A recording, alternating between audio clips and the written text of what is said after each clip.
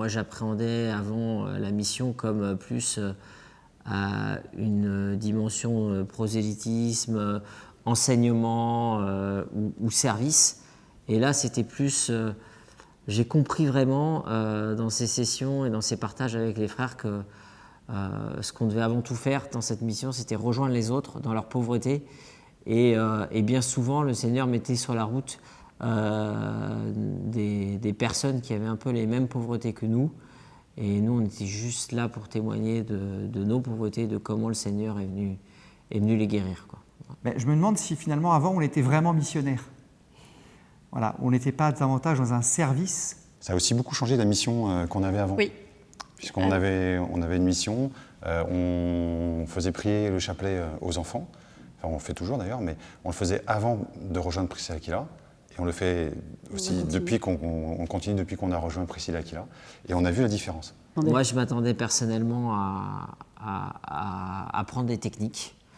Et en fait, ce que j'ai découvert tout d'abord, c'est que le Seigneur voulait que je sois là pour me guérir de plein de blessures. Et parce que c'est par ces blessures qu'il est venu guérir que je peux aujourd'hui témoigner. Et c'est vraiment ça que ça a changé dans notre couple. Ça a changé notre vie affective, notre tendresse, notre attention, notre communication, notre vie de prière. Tout ça, c'est venu le revisiter. Et ça a été vraiment un bouleversement total.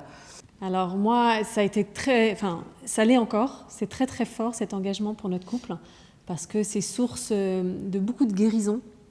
On a été visité par le Seigneur à des sessions ou en préparant notre témoignage. Et donc on a été visité sur notre vie affective et sexuelle. On a été visité. On avait des murs de silence entre nous qui sont tombés. Vraiment. Voilà, le Seigneur est venu faire sa place dans notre couple et nous a donné de l'élan pour partir en mission. La révélation, c'était pour nous de nous centrer sur l'annonce kérigmatique, c'est-à-dire que l'idée, c'était pas tant de catéchiser, mais vraiment de susciter le désir de la rencontre avec le Seigneur, donc le kérigme. Et c'est cette première annonce pour nous qu'on ne faisait peut-être pas... qu'on ne faisait pas bien, qu'on ne savait pas bien faire, qu'on a découvert. Et c'est vrai que quand on fait l'expérience de l'annonce kérigmatique, c'est vrai qu'on voit que ça transperce les cœurs et que du coup, après, le chemin vers le Seigneur est beaucoup plus facile à faire. Mais en fait, on faisait vraiment les choses pour Dieu et pas par Dieu. Et avec cette effusion de l'Esprit Saint, en fait, on a compris qu'il fallait qu'on laisse l'Esprit Saint parler à travers nous inspirer.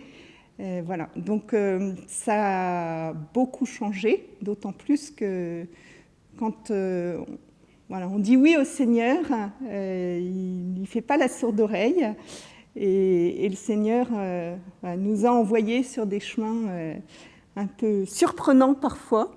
Mais je crois qu'on a un vrai désir d'être à l'écoute de ce que le Seigneur attend de nous et d'être en mission en couple, parce qu'on voit combien le Seigneur se sert de nos couples pour annoncer la bonne nouvelle. Ce qui a changé en priorité, c'est l'urgence de la transmission, d'une transmission vivante du Christ. On était trop dans la transmission catéchétique, théologique, et on s'est aperçu qu'on n'avait même pas témoigné à nos propres enfants de ce que le Christ a fait pour nous et ce qu'il continue de faire pour nous. Et on est venu, en fait, on est passé d'une parole biblique théologique à une parole vivante et incarnée dans notre vie. La mission, c'est quelque chose de très exaltant, mais c'est aussi quelque chose de très éprouvant, il faut être honnête. On nous le dit à PA et c'est vrai. Quand on missionne, quand on s'engage avec le Christ, au-delà des fruits qu'on peut avoir la grâce de recevoir, de par les témoignages et les retours des autres, faut aussi être conscient qu'il y a des combats. L'exigence d'une relecture, ouais, l'exigence de s'arrêter, de dire mais où est-ce qu'on en est dans la mission ? Est-ce qu'on est vraiment en fait en train d'annoncer Jésus, d'annoncer vraiment le kérigme, ou est-ce que on s'est laissé emporter par le train-train de la mission, mais sans remettre le Christ au cœur ? Est-ce que nous faisons bien le projet de Dieu et non pas des projets pour Dieu, et donc se re-questionner sur chaque engagement que nous avons ? par nos faiblesses, Jésus vient nous sauver et peut-être que ça nous appelle aussi à aller aux périphéries, montrer que l'Église c'est aussi un hôpital de campagne. Le coup, c'est qu'on a des partages vraiment en vérité, en partageant en particulier nos histoires saintes. On se rend compte qu'on est tous un peu des bras cassés, mais des bras cassés sauvés par le Christ.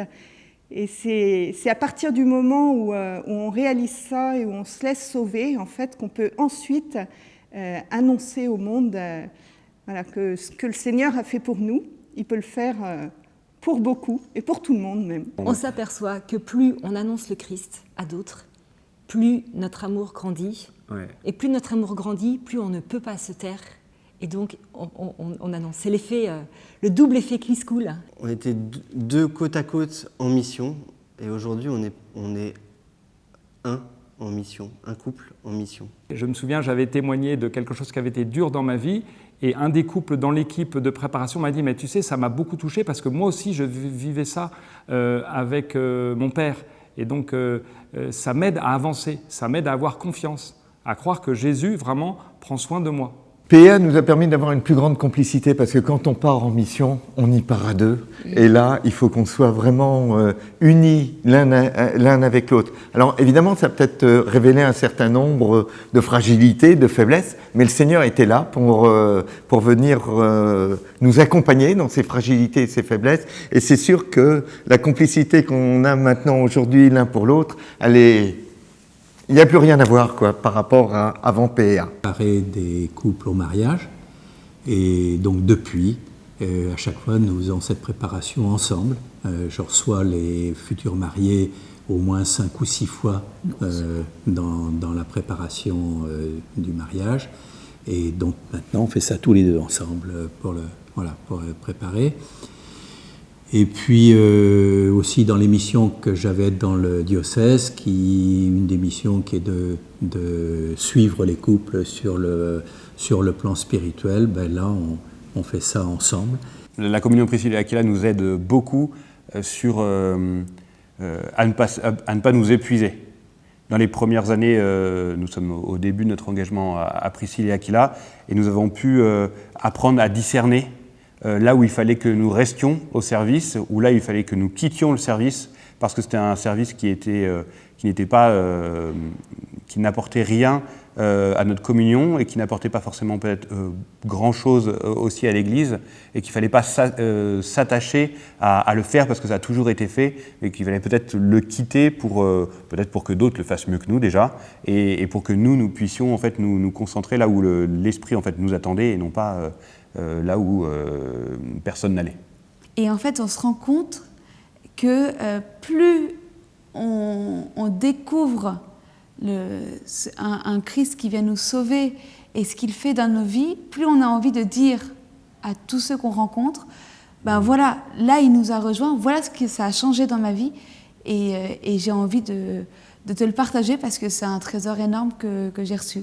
Et donc du coup, il y a une aisance qui vient pour parler de manière hyper simple de Jésus, et on se rend compte qu'en fait, ça rejoint le quotidien de beaucoup de personnes.